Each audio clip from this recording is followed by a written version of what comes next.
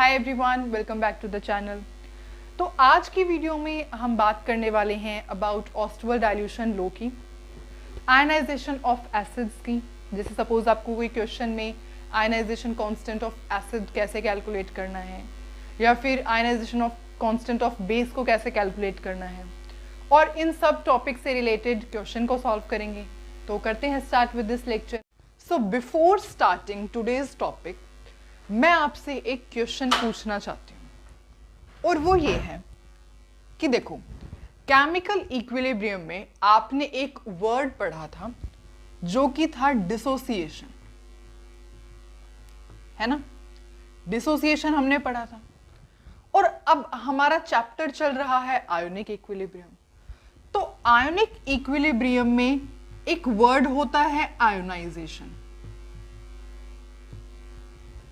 तो क्या डिसोसिएशन और आयोनाइजेशन जो वर्ड्स हैं दोनों के दोनों, इनमें कोई डिफरेंस होता है, या फिर ये दोनों वर्ड्स इक्वल ही हैं, इनकी डेफिनेशन बिल्कुल सेम होती है?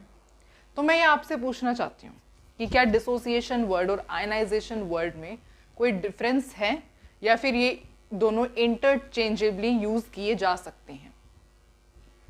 ओके, तो अब हम डिस्कस करते हैं इस बारे में। देखो, जो आपने केमिकल इक्विलिब्रियम में वर्ड पढ़ा है डिसोसिएशन, डिसोसिएशन का मतलब होता है, इसको एग्जाम्पल की हेल्प से अगर आप समझोगे तो सपोज आपने ये बीकर लिया, इसके अंदर आपने यहां पे वाटर डाला हुआ, ठीक है, और आपने कोई भी आयोनिक कंपाउंड लिया, सपोज NaCl ले लिया, या कोई भी एनी आयनिक, इसलिए मैं आयनिक कंपाउंड लिख रही हूं यहां पे, कि आपने कोई भी यहां पे आयनिक कंपाउंड लिया, और इस बीकर जो कि जिसके अंदर वाटर है, उस बीकर में आपने उस आयनिक कंपाउंड को डाल दिया।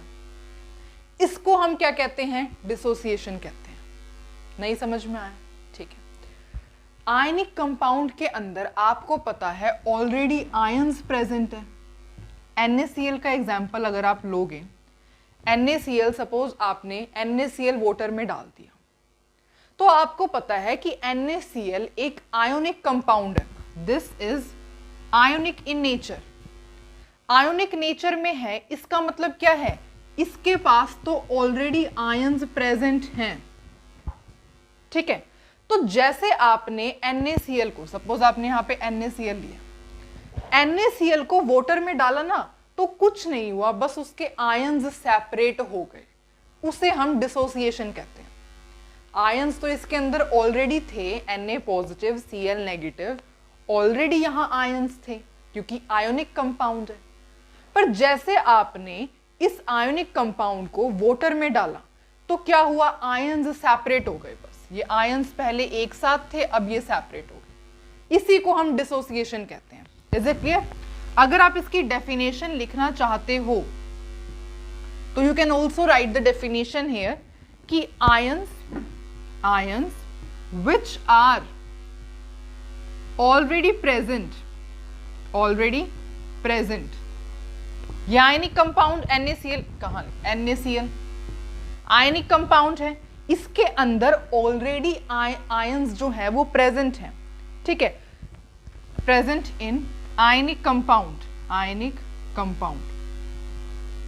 Separate out. बस इसको हम क्या कहते हैं?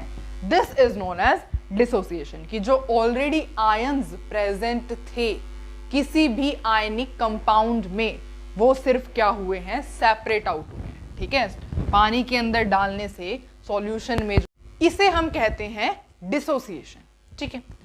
अब हम समझते हैं अबाउट आयनाइजेशन। आयनाइजेशन क्या होता है, इसके लिए भी एक एग्जांपल है। देखो, इसके अंदर क्या होता है, आप न्यूट्रल मॉलिक्यूल लेते हो, न्यूट्रल मॉलिक्यूल जैसे कि आपने सपोज ले लिया HCl, और अगर आप HCl को पानी में डालोगे, वाटर में डिसॉल्व करोगे, यहां पे सपोज वाटर है और आपने क्या किया, इसके अंदर HCl डाल दिया, तो हमें पता है HCl तो एक न्यूट्रल मॉलिक्यूल है, इसके अंदर अभी आयंस प्रेजेंट नहीं है, अभी स्टिल इसके पास कोई आयंस नहीं है। लेकिन जैसे ही आपने इसको वाटर में डिसॉल्व किया तो ये स्प्लिट अप हो गया इनटू इट्स आयंस, उसे हम आयनाइजेशन कहते हैं। ठीक है, आप ऐसे लिख सकते हो कि व्हेन न्यूट्रल मॉलिक्यूल HCl एक न्यूट्रल मॉलिक्यूल है, ठीक है, और जब न्यूट्रल मॉलिक्यूल, अभी तो इसके पास आयंस नहीं है, it does not contain any ions, आप ऐसे लिख सकते हो कि when neutral molecule does not contain ions dissolve in water splits into ions। ये किसकी डेफिनेशन होती है? This is the definition of ionisation, कि जब न्यूट्रल मॉलिक्यूल था कोमा जिसके पास कोई आयंस प्रेजेंट नहीं थे, ठीक है, लेकिन जब आपने but when dissolve in water, जब आपने उसको वाटर में डिसॉल्व किया तो स्प्लिट्स इनटू आयंस। ठीक है, तो यहां क्या बने? आयंस, या फिर स्प्लिट टू प्रोड्यूस आयंस। ठीक है, इसको हम क्या कहते हैं? This is ionisation. समझ में आया डिफरेंस? ओके, तो ये होता है डिसोसिएशन और ये होता है आयनाइजेशन। ठीक है, यहां पर आयनिक कंपाउंड में ऑलरेडी आयंस प्रेजेंट थे, बस वाटर के अंदर डिसॉल्व करने के बाद वो सेपरेट आउट हुए हैं। यहां पर न्यूट्रल मॉलिक्यूल था, न्यूट्रल मॉलिक्यूल के पास अभी कोई आयंस प्रेजेंट नहीं थे, लेकिन जैसे आपने इसको वाटर में डिसॉल्व किया तो आयंस प्रोड्यूस हो गए, स्प्लिट इनटू आयंस या split to produce ions in solution. Is it clear? Okay, तो आई गेस आपको इतना अच्छे से समझ में आया है दोनों ही वर्ड के बीच में डिफरेंस, डिसोसिएशन क्या होता है, आयनाइजेशन क्या होता है। ठीक है, तो स्टार्ट करते हैं आयनाइजेशन ऑफ एसिड से। देखो, प्रीवियस वीडियो में हम एसिड्स बेसिस के बारे में सब कुछ अच्छे से पढ़ के आए हैं, है ना? आपको पता है ब्रोंस्टेड-लोरी कंसेप्ट क्या होता है, ल्यूइस एसिड बेस कंसेप्ट क्या होता है, आर्हेनियस कंसेप्ट क्या होता है, आप सब कुछ पढ़ के आए हो। ओके, तो अब अगर मैं आपसे एक क्वेश्चन पूछूं कि ओवरऑल कंक्लूजन ऑफ एसिड्स या बेसिस हम कैसे कह सकते हैं? देखो, हम ऐसे कह सकते हैं कि स्ट्रॉन्ग एसिड क्या होता है?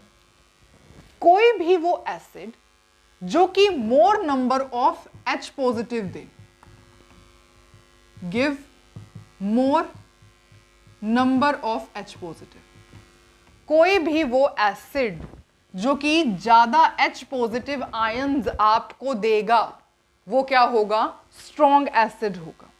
ठीक है, जैसे कि HCl है, HNO3 है, H2SO4 है एंड मैनी मोर, ये स्ट्रॉन्ग एसिड होगा।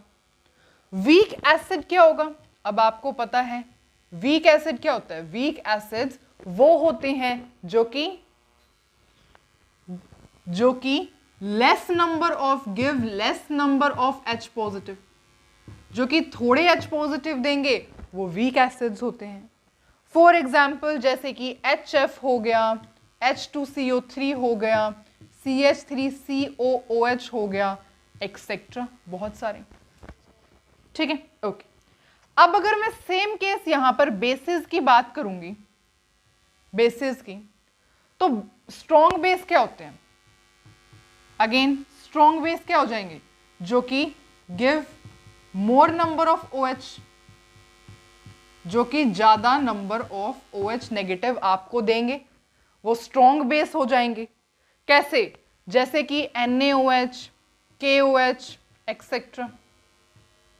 देखो, जिन्होंने पहले वाली वीडियो देखी हुई है, प्रीवियस वीडियो जो देख के आए हैं, उनको ये सब कुछ बोरिंग लग रहा होगा क्योंकि आपने पढ़ा हुआ है।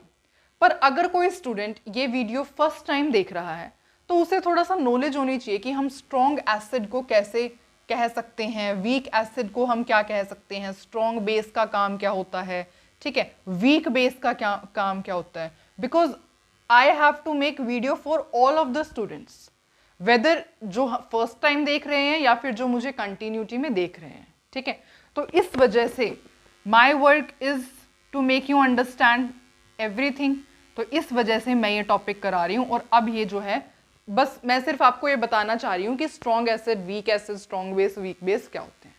उसके बाद हमारा ये मेन स्टार्ट होने ही वाला है, ठीक है। देखो अब weak base, weak base again जो कि क्या होते हैं, give less number of OH negative.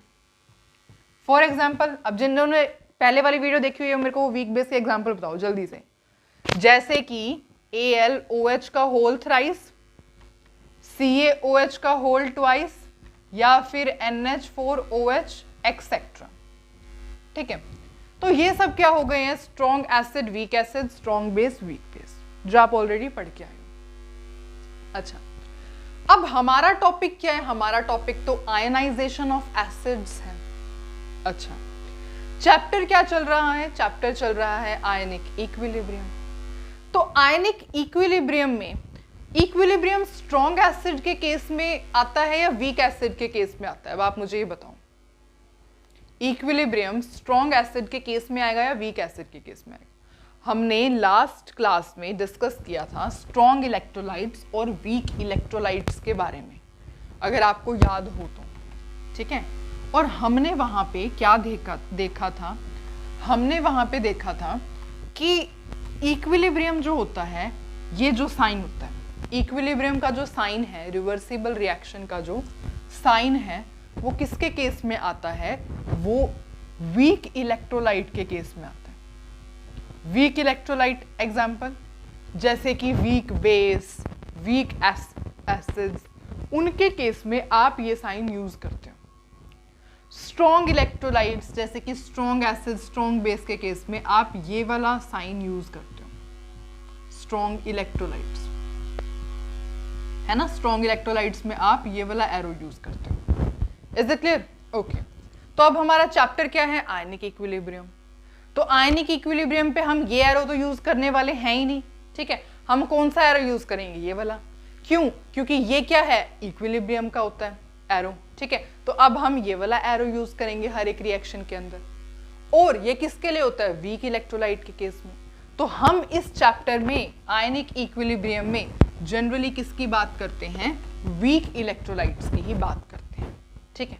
तो अब सपोज मैं आपको ये कहूं कि यहाँ पे ये वीक एसिड हमने लिया है, तो अब आपका क्वेश्चन ये नहीं होना चाहिए कि स्ट्रॉन्ग एसिड क्यों नहीं लिया, क्योंकि मैं आपको सारा अभी जो हमने पढ़ा है वो यही है, ठीक है। कि हम यहाँ पे अगर सपोज वीक, अगर मैं आपको ऐसे कहती कि यहाँ पे हमने सपोज वीक एसिड लिया, तो आपके माइंड में क्वेश्चन आता कि स्ट्रॉन्ग एसिड क्यों नहीं लिया, क्योंकि हमारा चैप्टर क्या, हम आयनिक इक्विलिब्रियम पढ़ रहे हैं। और आपको पता होना चाहिए इक्विलिब्रियम वीक इलेक्ट्रोलाइट्स के केस में आता है।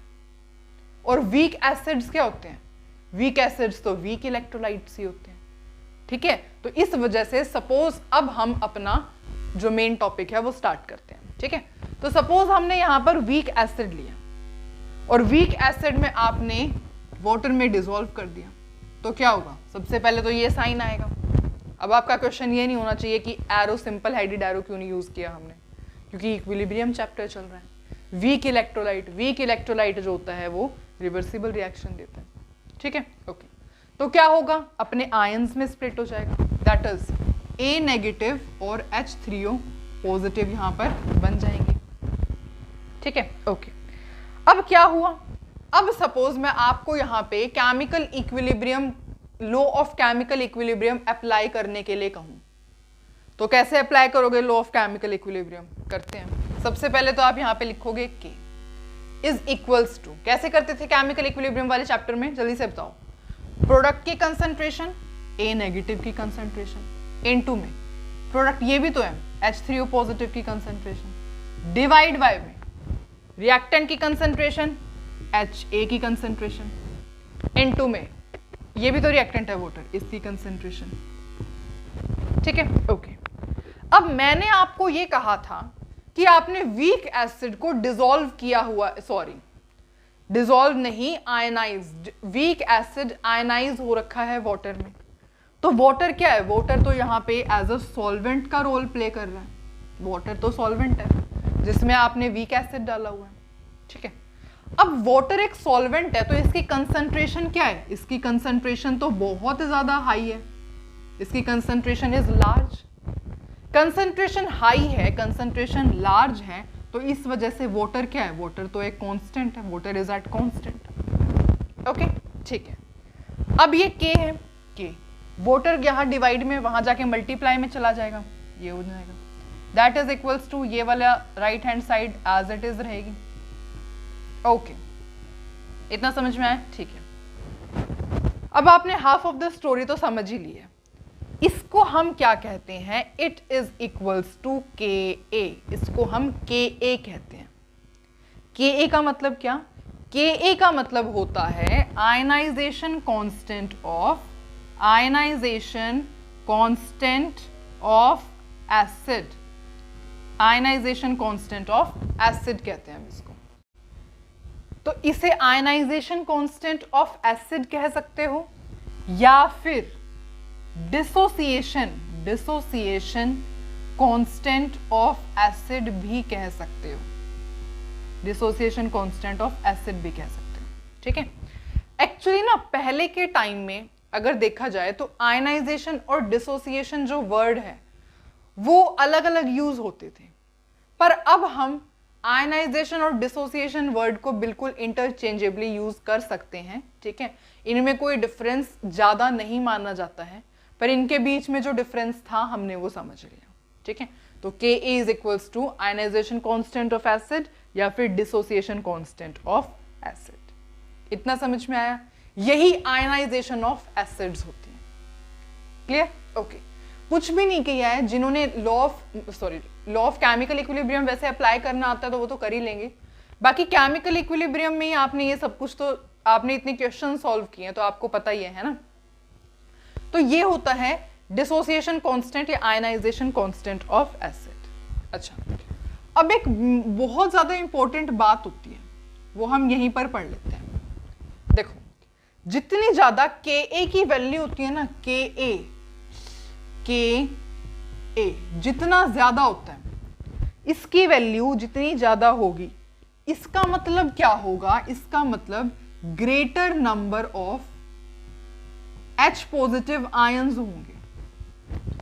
आप ये समझ लेना कि किसी भी कंपाउंड की, किसी भी एसिड की वैल्यू Ka की ज्यादा होगी ना, इसका मतलब वो उतने ही H पॉजिटिव दे रहा है, और जितने वो H पॉजिटिव दे रहा है इसका मतलब वो क्या है, इट इज स्ट्रॉन्ग एसिड। इससे रिलेटेड अभी मैं क्वेश्चन सॉल्व करते हैं, पहले आप ये लिखो, ठीक है। तो आप समझना कि Ka की वैल्यू जिसकी बड़ी, जिसकी Ka की वैल्यू ज्यादा, मतलब H पॉजिटिव वो उतने ही प्रोड्यूस करेगा। और आपने अभी पढ़ा कि जितने जो H पॉजिटिव ज्यादा प्रोड्यूस करता है वो क्या होता है, स्ट्रॉन्ग एसिड होता है। अब सबसे पहले एक हम क्वेश्चन सॉल्व करेंगे इस टॉपिक से रिलेटेड।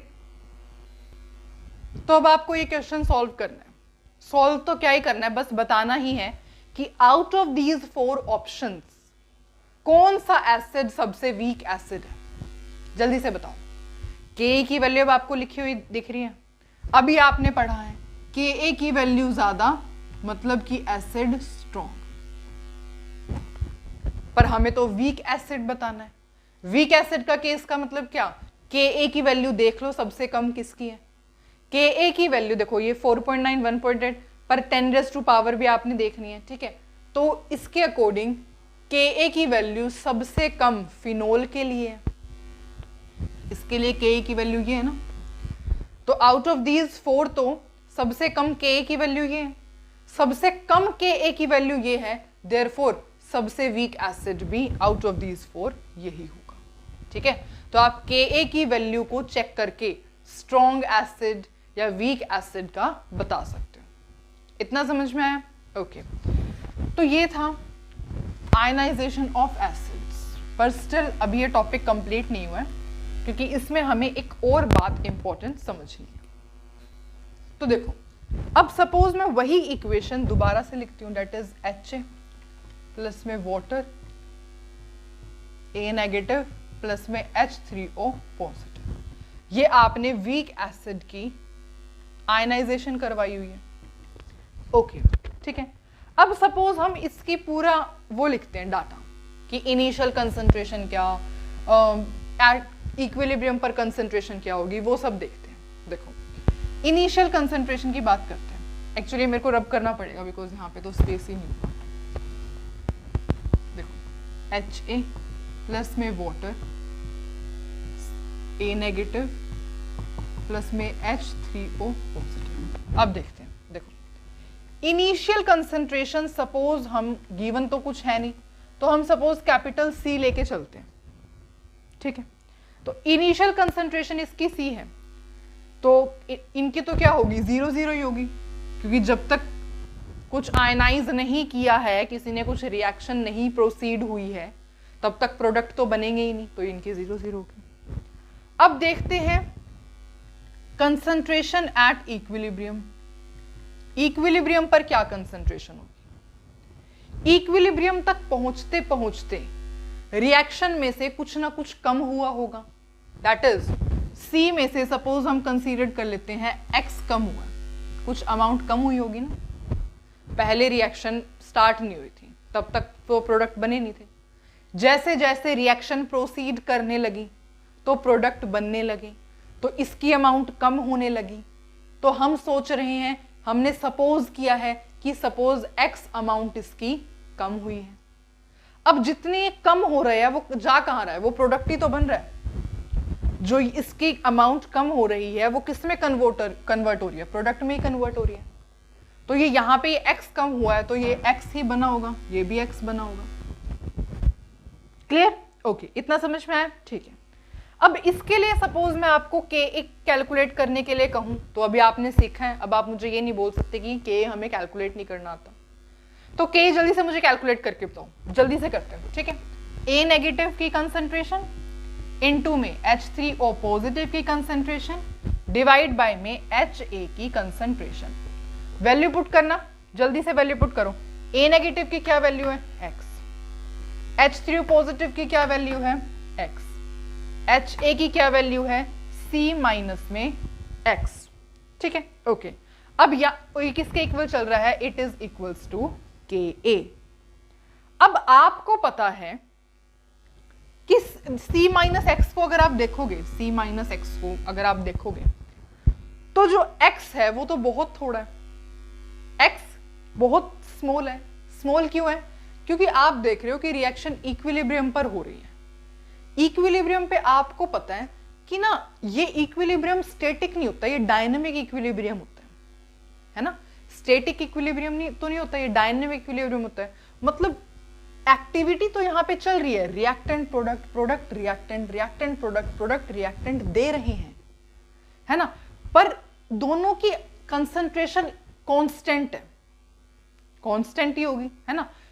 अब एक बात सोचो आपको इक्विलिब्रियम हमने जब चैप्टर स्टार्ट किया था तो हमने इस बात को बहुत अच्छे तरीके से समझा था, क्योंकि हमने थ्योरी पोर्शन कंप्लीट किया था उसमें, है ना। और उसमें हमने सीखा था कि जब भी कोई रिएक्शन इक्विलिब्रियम पर होती है तो क्या होता है कि प्रोडक्ट रिएक्टेंट मतलब रिएक्शन मिक्सचर देखोगे ना, सिंपल आप कुछ मत सोचो, बस ये देखो कि अगर आप यहाँ बीकर में इस रिएक्शन का रिएक्शन मिक्सचर निकाल के लाओगे तो उसके अंदर प्रोडक्ट भी होंगे और रिएक्टेंट भी होंगे, प्रोडक्ट भी होंगे और रिएक्टेंट भी होंगे, ठीक है। तो इसका मतलब, क्योंकि इसमें से तो बहुत थोड़ी ही अमाउंट माइनस हुई है ना, और ये जो X है बहुत स्मॉल है, देयरफॉर कैन बी नेग्लेक्टेड। हम इसे नेग्लेक्ट कर सकते हैं, नेग्लेक्ट कर सकते हैं। तो अब आप मेरे को X की वैल्यू निकाल के बताओ यहां से क्या होगी। देखो क्या है, KA is equals to X square divide by में C। अब ये होगा, अब आपको X की वैल्यू कैलकुलेट करनी है, तो KA इंटू में C is equals to X square and X will be equal to under root of KA into में C। तो ये क्या हो जाती है आपके पास, X की वैल्यू आ जाती है, ठीक है। अब X सपोज आपसे कोई यूं पूछे कि A नेगेटिव की कंसंट्रेशन बताओ, अभी हम न्यूमेरिकल सॉल्व करेंगे, डोंट वरी, ये आपने सीखा है, मैं आपको अभी पहले क्वेश्चन ही करा देती हूँ, चलो ठीक है। अगर सपोज किसी क्वेश्चन में आपको ये पूछा जाता है कि A नेगेटिव की मुझे कंसंट्रेशन बताओ, तो आप इस फॉर्मूले से डायरेक्ट कैलकुलेट कर सकते हो। H3O पॉजिटिव की कंसंट्रेशन बताओ, इस फॉर्मूले से आप डायरेक्ट कैलकुलेट कर सकते हो। पहले सॉल्व करना है न्यूमेरिकल, ओके। देखो जल्दी से न्यूमेरिकल सॉल्व करते हैं। तो अब हम ये क्वेश्चन ट्राई करते हैं। देखो इसके अंदर क्या है, हमें H पॉजिटिव की कंसंट्रेशन को कैलकुलेट करना है इन 0.10 molar of acetic acid solution और हमें डिसोसिएशन कांस्टेंट की वैल्यू भी गिवन है। तो करते हैं स्टार्ट। सबसे पहले इक्वेशन आपको गिवन नहीं है क्वेश्चन में, so you have to first write down the equation. तो पहले हम इक्वेशन लिखते हैं। देखो एसिटिक एसिड है, एसिटिक एसिड मीन्स ये एसिटिक एसिड प्लस में वाटर में डिसॉल्व करोगे, आयंस में स्प्लिट हो जाएगा लाइक दिस। इतना तो सबको आता है, ये H पॉजिटिव है, दिस इज H पॉजिटिव, ठीक है। ओके स्टार्ट, हमने रिएक्शन लिख ली। अब इनिशियल कंसंट्रेशन क्या है इसकी? इनिशियल कंसंट्रेशन आपको क्वेश्चन में गिवन ही है, दैट इज 0.10। आपने सबसे पहले 0.10 मोलर एसिटिक एसिड लिया था। जब तक रिएक्शन स्टार्ट नहीं हुई थी तब तक कोई प्रोडक्ट नहीं बना था, तो 0 इनकी अमाउंट तो 0 होगी। फिर इक्विलिब्रियम पर क्या हुआ होगा? कुछ अमाउंट इसमें से डिक्रीज हुआ होगा। सपोज x अमाउंट डिक्रीज हुआ है, अब जितना अमाउंट डिक्रीज हुआ है वही तो यहां पर बन रहा है ना। तो जो अमाउंट यहां पे डिक्रीज हुआ है, x अमाउंट डिक्रीज हुआ है तो x ही बना है यहां पर। क्लियर? ओके अब इसके लिए Ka की वैल्यू को कैलकुलेट करते हैं। Ka किसके इक्वल हो जाएगा? प्रोडक्ट क्या है? CH3CO नेगेटिव, इसकी कंसंट्रेशन इनटू में ये भी तो प्रोडक्ट है H पॉजिटिव, इसकी कंसंट्रेशन डिवाइड बाय में concentration of reactant that is CH3COOH। और यहाँ पे आप वाटर नहीं लिखोगे। क्यों नहीं लिखोगे? क्योंकि आपने अभी देखा है कि वाटर को हम, वाटर तो सॉल्वेंट होता है तो इसकी तो कांस्टेंट वैल्यू ही होती है, ठीक है। अब सबकी वैल्यू पुट करो। CH3CO नेगेटिव की क्या वैल्यू है? X, तो यहाँ पे X पुट करो। सिमिलरली H पॉजिटिव की भी X है, X पुट करो। CH3COOH की कितनी है? 0.10 minus X, 0.10 minus X put करो। Ka की वैल्यू आपको क्वेश्चन में गिवन ही है 1.8 इंटू 1, इसको 1.8 इंटू 10⁻⁻⁵। X की वैल्यू को कैलकुलेट करना है, आप बहुत इजीली कैलकुलेट कर सकते हो, ठीक है। ये क्या किसके इक्वल हो जाएगा? मैं सिर्फ आपको लिख के दिखा देती हूँ। 1.8 into 10⁻⁻⁵ is equals to x² divide में 0.10 माइनस में x। अब आपका काम है, एक्चुअली ये ना क्वाड्रेटिक इक्वेशन बनेगी और इसको सॉल्व करने में बहुत ज़्यादा टाइम कंज्यूम होगा। आपको क्वाड्रेटिक इक्वेशन को सॉल्व करना मैं सोच रही हूँ, ऐसे कंसिडर कर रही हूँ कि आता ही होगा, ठीक है। तो टू सेव टाइम मैं सिर्फ आपको इसका आंसर बता देती हूँ। आपको जब आप इसको सॉल्व करोगे तो आपका आंसर आएगा ये, x की वैल्यू ये आ जाएगी, ठीक है। तो सॉल्व करना इस क्वाड्रेटिक इक्वेशन को आपका काम है और आप इसमें से x की वैल्यू जो कैलकुलेट करोगे उसको रीचेक कर लेना, आपकी ये वैल्यू आनी चाहिए, दैट इज 1.34 इंटू 10⁻⁻³ मोलर। इतना समझ में आया? Okay, so this is how ionisation of constant is calculated और इससे रिलेटेड हमने क्वेश्चन भी सॉल्व कर लिए हैं, ठीक है। ओके अच्छा, अब आगे चलते हैं। सेम केस आप आयनाइजेशन ऑफ बेसिस के लिए कैलकुलेट कर सकते हो। Kb की वैल्यूज के क्वेश्चंस भी सॉल्व कर सकते हो। वैसे करवाने की मुझे कोई जरूरत नहीं है क्योंकि अब आप देखना, आपको सब कुछ अपने आप ही आ जाएगा, आप खुद ही करोगे, ठीक है। तो देखो सिमिलरली सपोज आपने यहाँ पे ये वीक बेस लिया है। अब आपका क्वेश्चन ये नहीं होएगा वीक बेस क्यों लिया है, स्ट्रॉन्ग बेस क्यों नहीं लिया, ठीक है। इसको आपने वाटर में डिसॉल्व किया, क्या होगा? B positive OH negative ions बन जाएंगे, ठीक है। अब इसके लिए सपोज आपको कहा जाए लॉ ऑफ केमिकल इक्विलिब्रियम को अप्लाई करना, कैसे करोगे? K will be equal to product की कंसंट्रेशन, B पॉजिटिव की कंसंट्रेशन इनटू में OH नेगेटिव की concentration divide by BOH reactant की कंसंट्रेशन। वाटर की कंसंट्रेशन तो कांस्टेंट ही है, वाटर की कंसंट्रेशन तो कांस्टेंट ही है, ठीक है। वैसे लिख लो यहाँ पे, मैं आपको बता देती हूँ कि वाटर आपको पता ही है, सॉल्वेंट लिया है, इसकी कंसंट्रेशन क्या है? लार्ज कंसंट्रेशन है, कंसंट्रेशन लार्ज है, देयरफॉर इसको कैसे कंसीडर किया जाएगा? As a constant. ठीक है, ओके। अब जैसे ही वाटर डिवाइड में वहां जाके मल्टीप्लाई में जाएगा तो ये क्या बन जाएगा, K इंटू में दिस, और ये जो राइट हैंड साइड है वो एज इट इज होगा।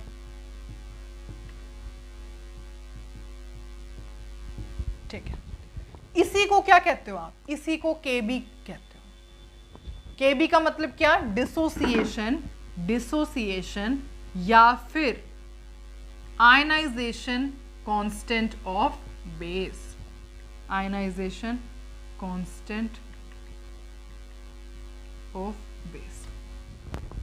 ठीक है, तो K इंटू में कंसंट्रेशन ऑफ वाटर, इसी को आप क्या कहते हो, KB, और एक इसके इक्वल होता है आयनाइजेशन या फिर डिसोसिएशन कांस्टेंट ऑफ बेस के इक्वल होता है। निकाल सकते थे ना आप, ये खुद कैलकुलेट कर सकते थे, बस ये था कि करवाना है तो हम, जैसे कुछ ऐसा ना हो कि कोई टॉपिक हमने बीच में छोड़ दिया, स्किप कर दिया, तो ऐसा नहीं होना चाहिए, इस वजह से ये मैंने आपको करा दिया।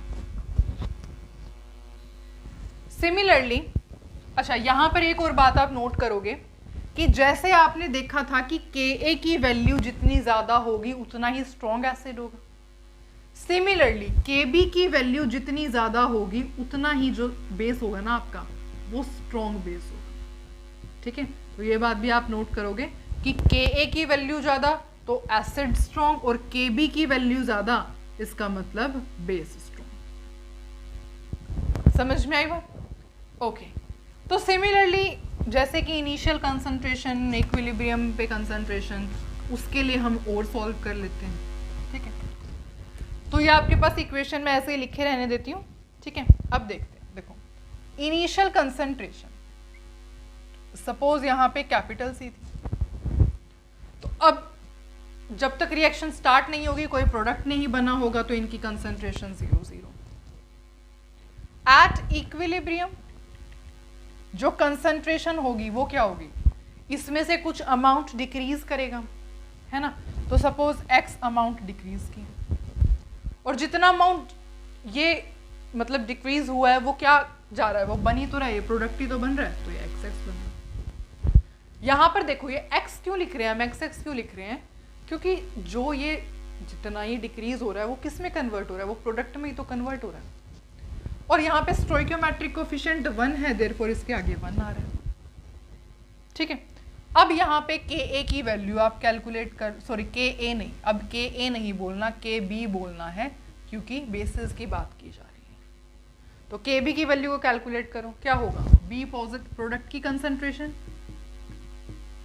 डिवाइड बाय में रिएक्टेंट की कंसंट्रेशन। ठीक है, B पॉजिटिव की कंसंट्रेशन क्या है X, OH नेगेटिव की कंसंट्रेशन X, BOH की कंसंट्रेशन C माइनस X।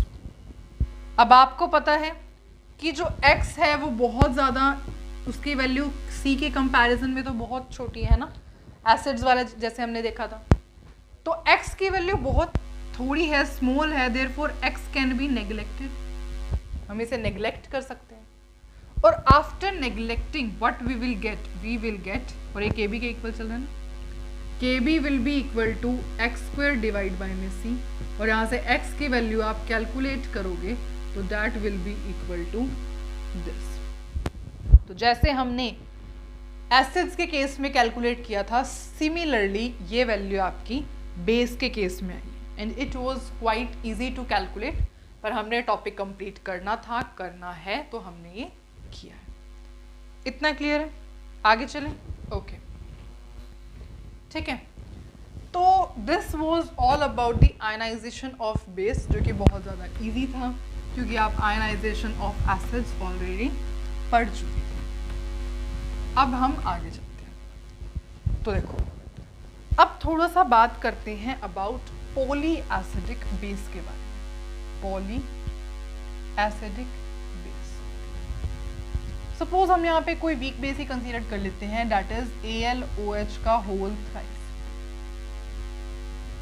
अब अगर आपको कहा जाए AlOH का होल थ्राइस की स्प्लिटिंग करवाओगे आप, तो ये कैसे आयंस में स्प्लिट होगा, Al3 पॉजिटिव बनेगा यहाँ पर और 3OH नेगेटिव बनेगा, ऐसे स्प्लिट करवाओगे ना।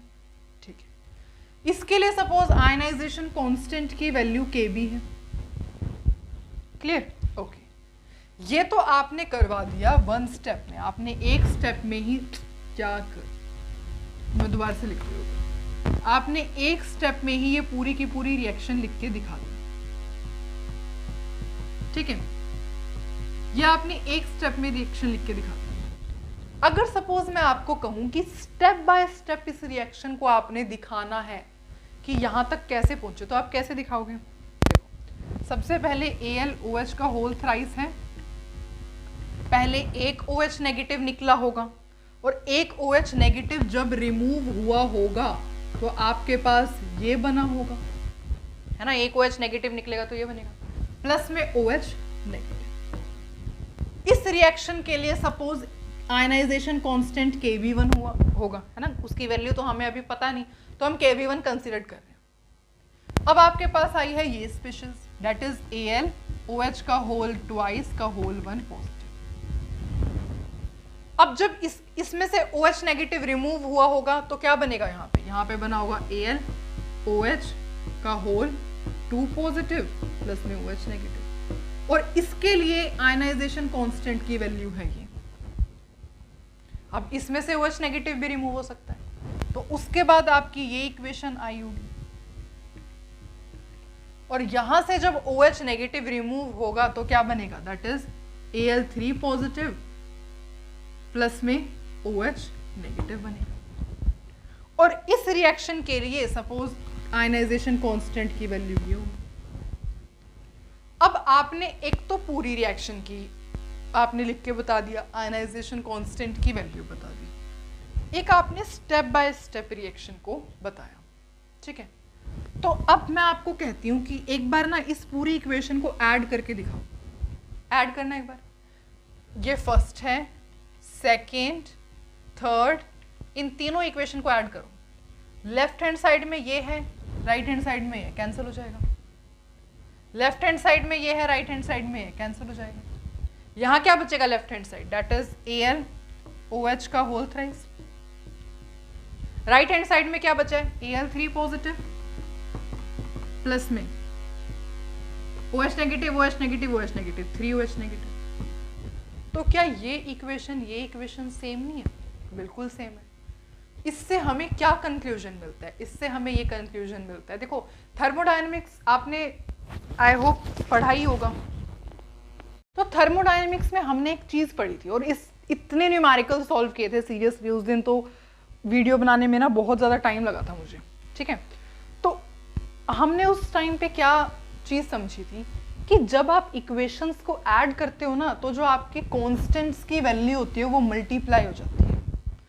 तो जैसे आप देख रहे हो, आपने तीनों इक्वेशंस को ऐड किया to get the desired equation, तो इसका मतलब क्या है? इन कांस्टेंट की वैल्यू मल्टीप्लाई हो जाएगी। तो जो आपका Kb होगा that will be equal to Kb1 into Kb2 into Kb3, and this is valid for each and every poly acidic base, ठीक है। ऐसा कुछ जरूरी नहीं है कि ये AlOH थ्राइस के लिए वैलिड है, नहीं, ये हर किसी के लिए वैलिड है, ठीक है। तो this is valid for every poly acidic base.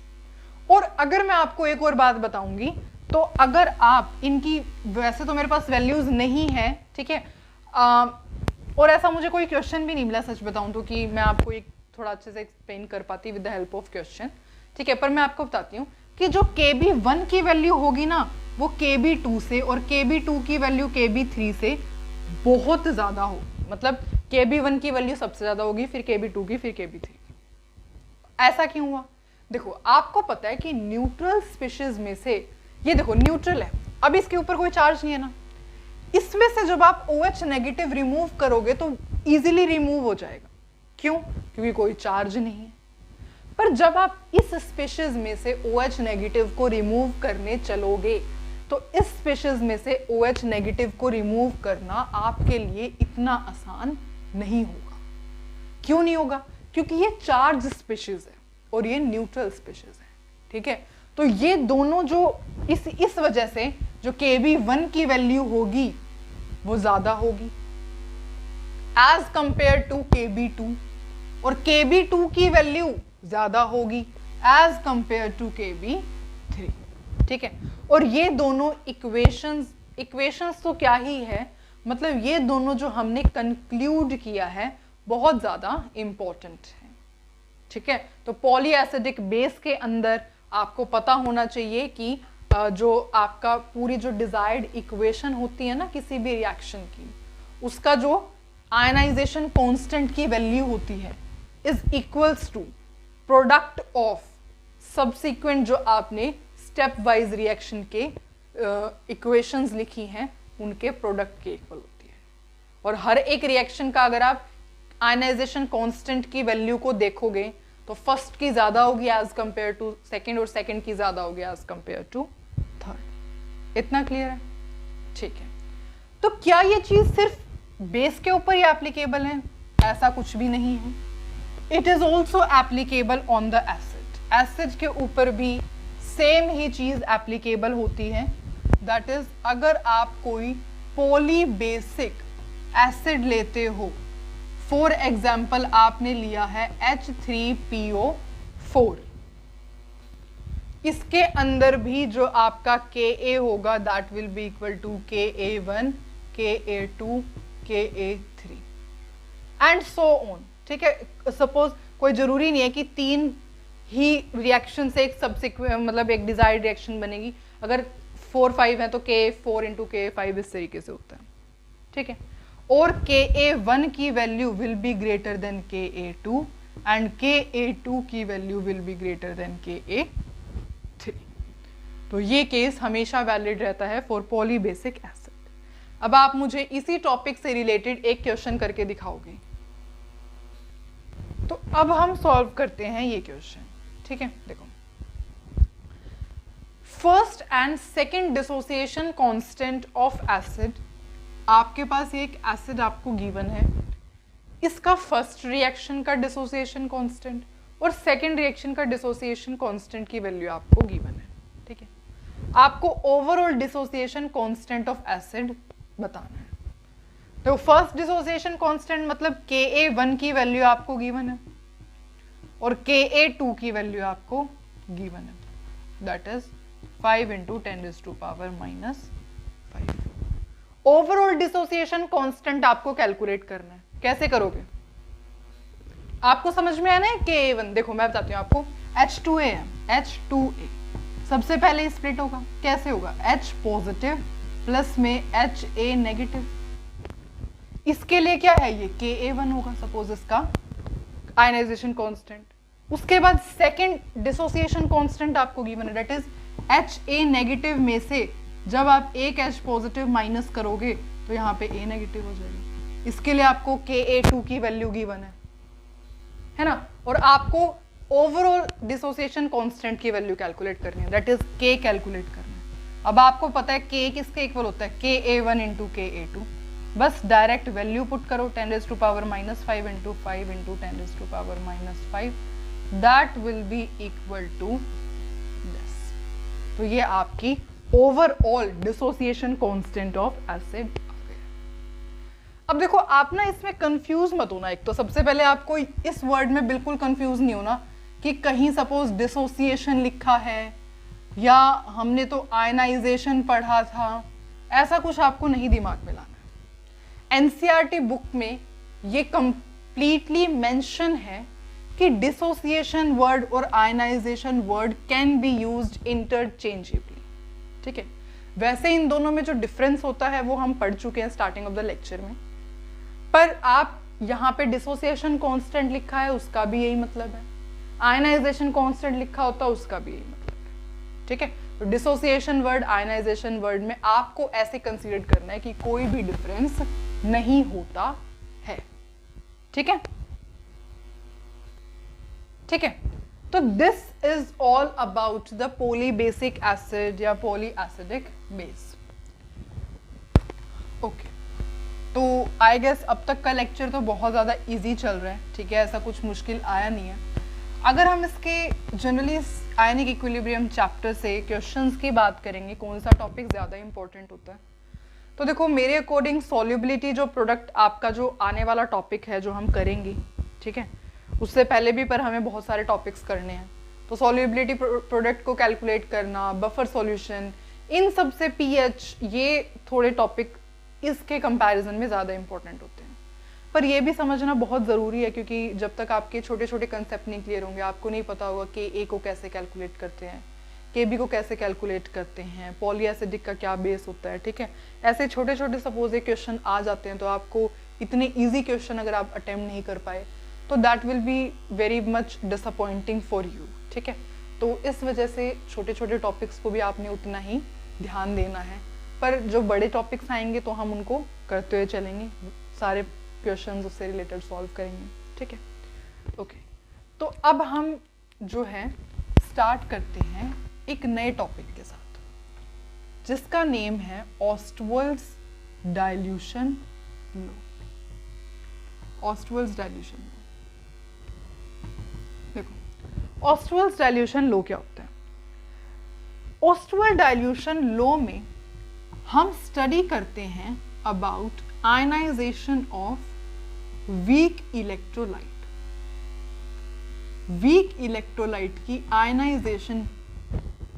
तो अब सपोज हम यहाँ पे कोई भी वीक इलेक्ट्रोलाइट लेते हैं, मैंने यहाँ पे वीक एसिड लिया है, ठीक है,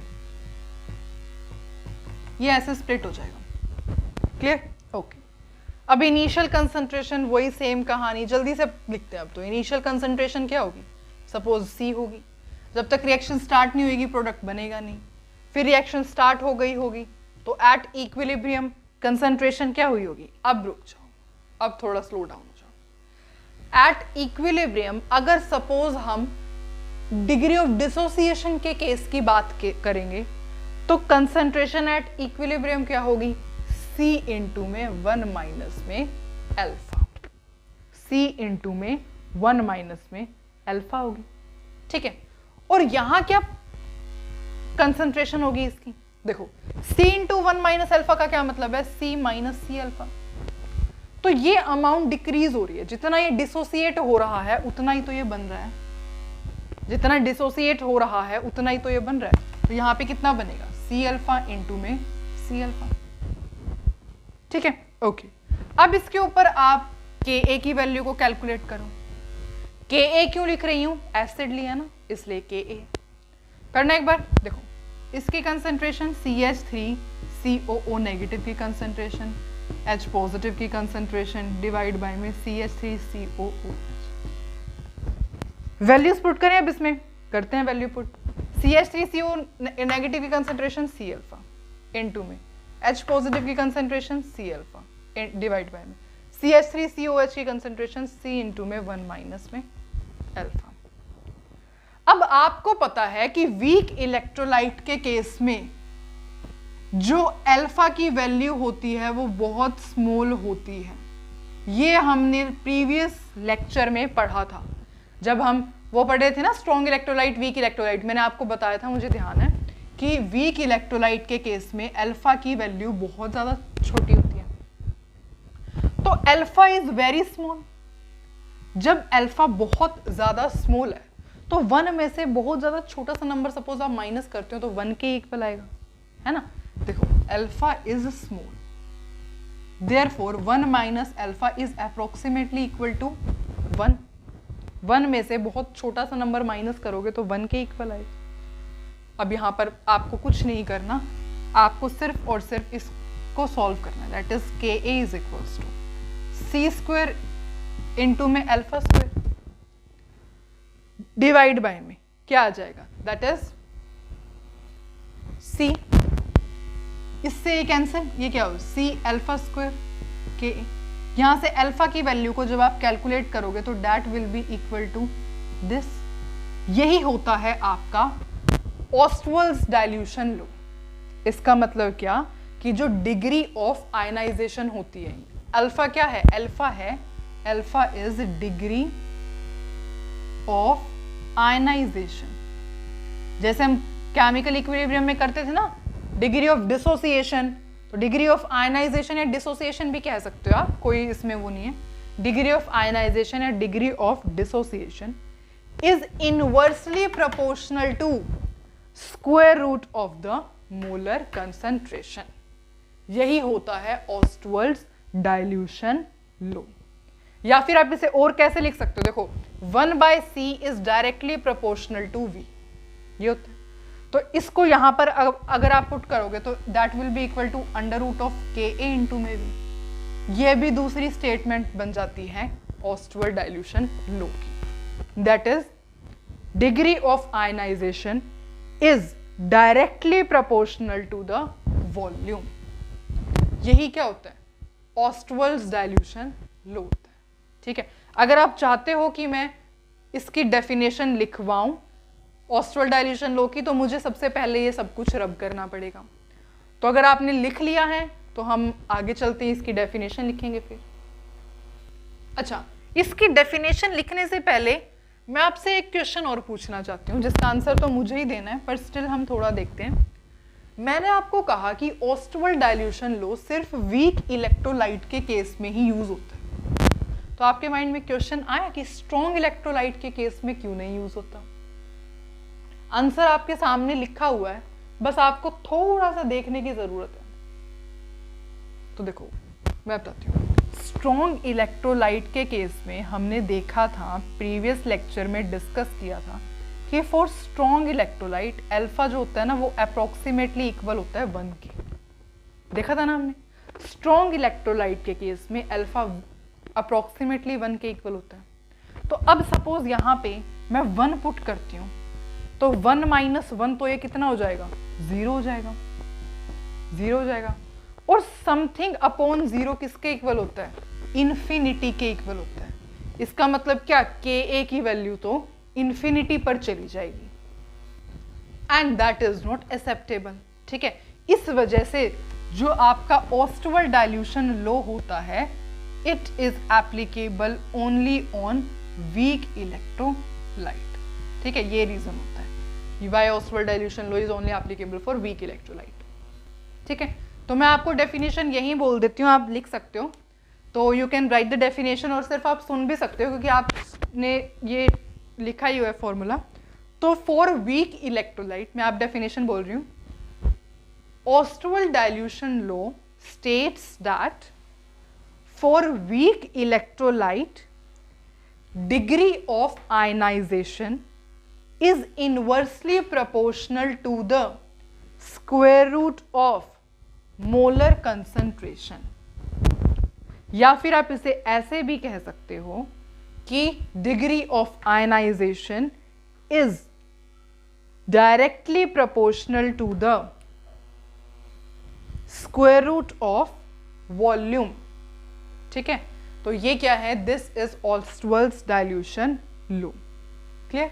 ओके। अब कोई जरूरी नहीं है यहाँ पे आप वीक एसिड ही लोगे, आप वीक बेस का केस भी यहाँ पे ले सकते हो। वीक बेस के केस में भी सेम ही होगा। ठीक है, क्योंकि वीक इलेक्ट्रोलाइट सिर्फ कोई वीक एसिड ही थोड़ी होता है, वीक बेस भी तो एक वीक इलेक्ट्रोलाइट ही होता है।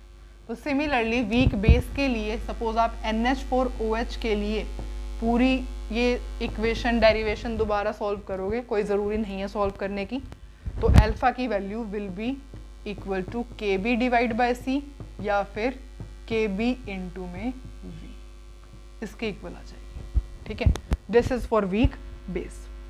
क्लियर? ओके, ये पूरे उस पे दैट इज दिस। ठीक है, तो इसका मतलब होता है ऑस्टवर्ड डाइल्यूशन लॉ से हमें ये पता चलता है कि जब आप वीक इलेक्ट्रोलाइट के सॉल्यूशन को डाइल्यूट करते हो ना, when solution of weak electrolyte, जब आप वीक इलेक्ट्रोलाइट के सॉल्यूशन को डाइल्यूट करते हो, देन अल्फा की वैल्यू इंक्रीज होती है। मतलब degree of ionisation of weak electrolyte increases, पूरा भी लिख सकते हो आप। Then degree of ionisation of weak electrolyte increases। तो overall conclusion of Ostwald dilution law ये होती है कि जब आप वीक इलेक्ट्रोलाइट के सॉल्यूशन को डाइल्यूट करोगे तो डिग्री ऑफ आयनाइजेशन जो होगी वीक इलेक्ट्रोलाइट की वो इंक्रीज होती है। तो अब हम इस लॉ से रिलेटेड 2 न्यूमेरिकल सॉल्व करेंगे। तो अब हम ये न्यूमेरिकल सॉल्व करते हैं। देखो, आपको डिग्री ऑफ डिसोसिएशन की वैल्यू को कैलकुलेट करना है और कंसंट्रेशन ऑफ H3O पॉजिटिव को कैलकुलेट करना है इन 0.01 मोलर सॉल्यूशन ऑफ HCOOH। सबसे पहले देखो HCOH क्या होता है। HCOOH एक वीक इलेक्ट्रोलाइट होता है। वीक इलेक्ट्रोलाइट के केस में ही आप ऑस्टवल डाइल्यूशन लॉ को यूज कर सकते हो, ठीक है। और Ka की वैल्यू आपको गिवन है, तो स्टार्ट करते हैं। सबसे पहले लिखनी होगी इसकी इक्वेशन। तो HCOOH जब वाटर में डिसॉल्व होगा तो it will be split in HCOO negative plus में H पॉजिटिव, ठीक है। अब क्या होगा,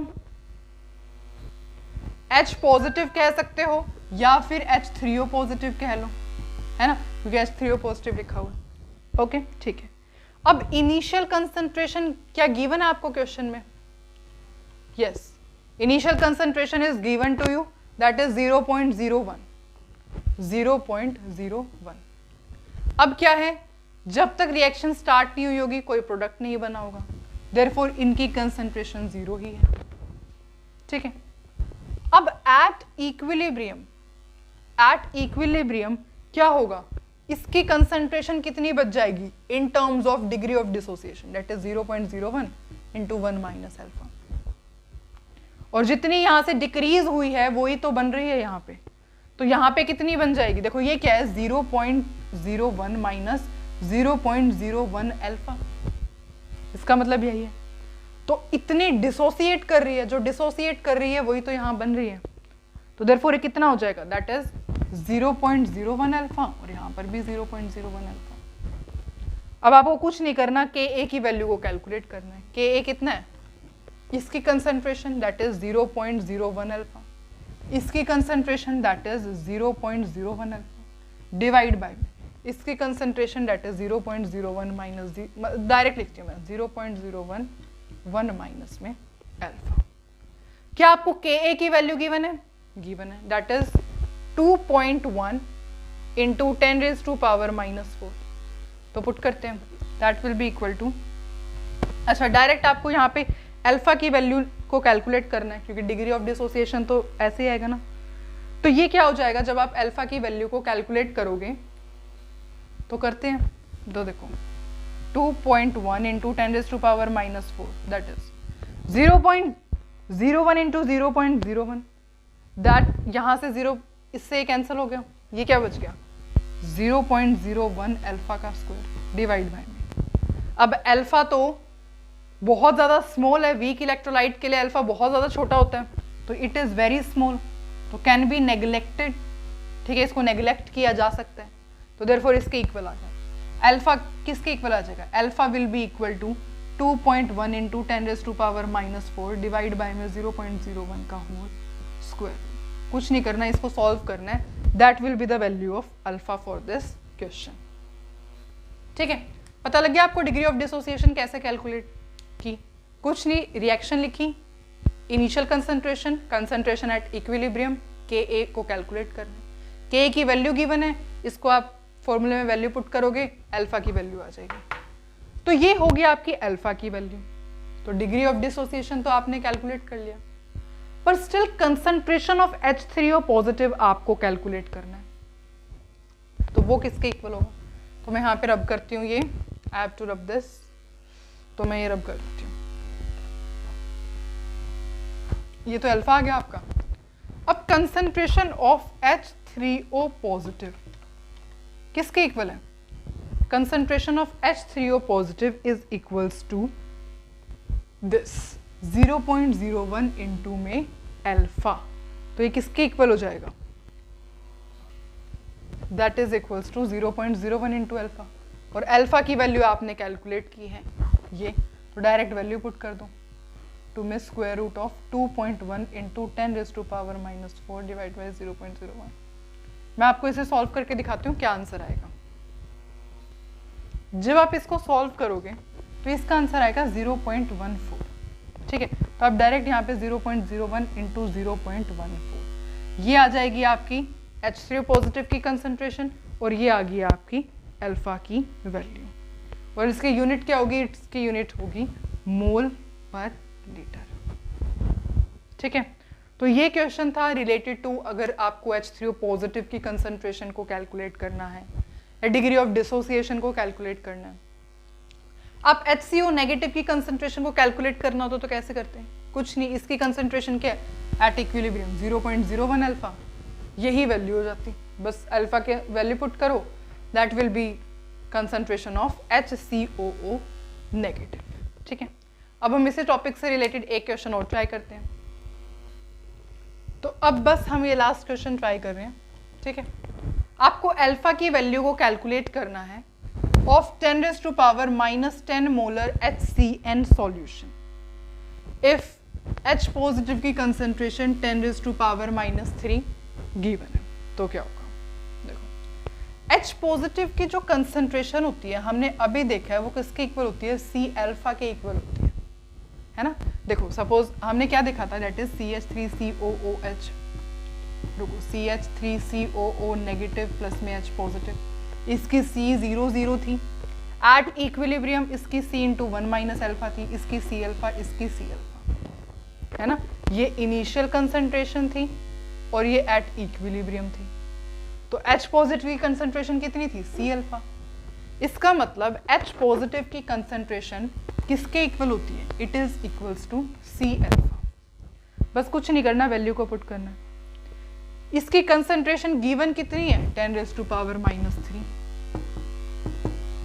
इज इक्वल्स टू, आपको कंसंट्रेशन की वैल्यू क्या गिवन है? 10⁻² इंटू में अल्फा।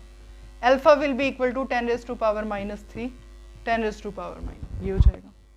और इसको सॉल्व करोगे तो what you will get? You will get 0.1। तो आपकी अल्फा की क्या वैल्यू आ जाएगी? अल्फा की वैल्यू आ जाएगी 0.1। और सपोज आपको इस क्वेश्चन में परसेंटेज पूछी होगी, percentage of degree of dissociation पूछा होता तो कैसे निकालते हैं? कुछ नहीं, इस वैल्यू को आप किससे मल्टीप्लाई कर दो? 100 से मल्टीप्लाई कर दो। दैट इज अल्फा परसेंट अगर कैलकुलेट करने को कहा जाता तो 1/10 को आप 100 से मल्टीप्लाई कर देते, तो ये किसके इक्वल आ जाता? That is 10%। तो अल्फा परसेंट 10% होता और आपको तो अल्फा की वैल्यू कैलकुलेट करने के लिए कहा गया है, तो अल्फा की value will be equal to 0.1। ठीक है, तो this was all about the today's lecture. तो आज हमने पढ़ा है सबसे पहले स्टार्टिंग ऑफ द लेक्चर में तो डिग्री ऑफ डिसोसिएशन और आयनाइजेशन वर्ड के बीच में डिफरेंस, उसके बाद ionisation of acids, ionisation of base, poly acidic base, poly basic acid, इनके केस में कैसे कैलकुलेट करते हैं Kb, Kv, Ka की वैल्यू को, और उसके बाद हमने पढ़ा ऑस्टवाल्ड डाइल्यूशन लॉ और सॉल्व करे कुछ न्यूमेरिकल्स। तो I hope you get all this and thank you so much for watching the video.